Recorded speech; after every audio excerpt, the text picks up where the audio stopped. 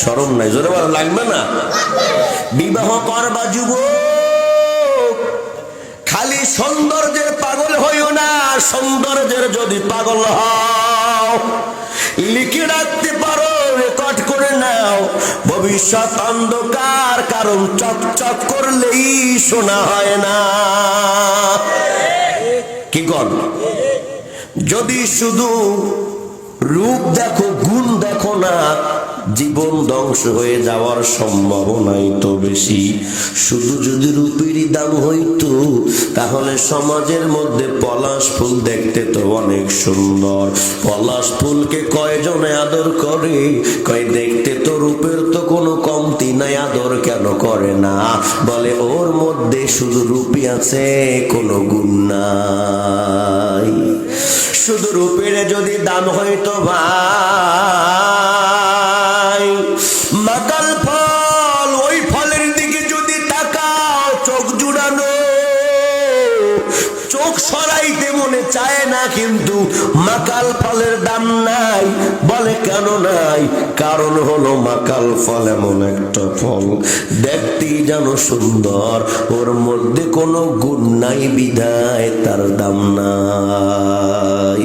এই জন্য যুবক যখন বিবাহ করবা, বিবাহ করার ক্ষেত্রে 4 জিনিস খেয়াল করবা।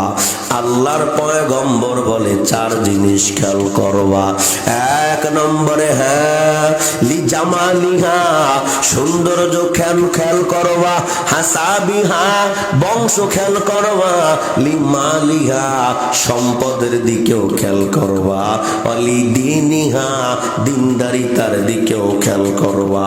তুমি সৌন্দর্যের দিকে খেয়াল করেছো, বংশর দিকে খেয়াল করেছো, সম্পদের দিকে খেয়াল করেছো, ওরে বান্দা, কিন্তু দিনদারিতা নাই, 3টা আছে।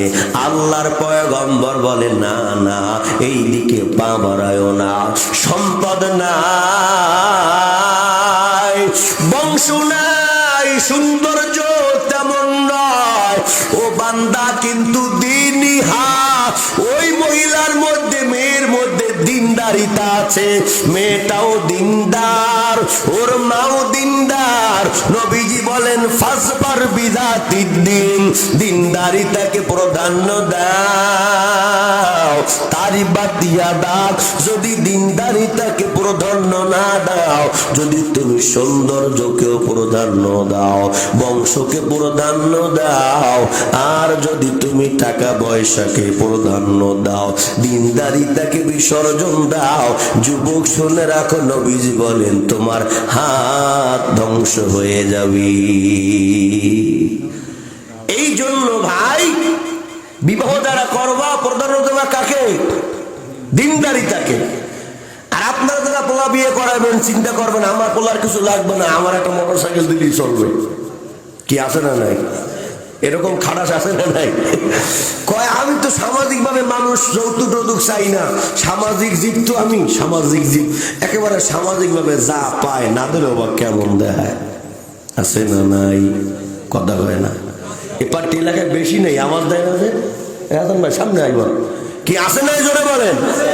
এ বান্দা, আপনাদের কাছে জানতে চাই, কুকুরের গু হালাল না হারাম? জানে না মনে হয়। পায়খানা মানুষের হালাল না হারাম? এ যুবক শুনে নাও, কুকুরের পায়খানা যেমন হারাম, মানুষের পায়খানা যেমন হারাম, ঠিক বান্দা, মেয়ের বাড়ি থেকে যৌতুক নেওয়া ওইভাবে হারাম। কি বলেন, যৌতুক নেবেন না?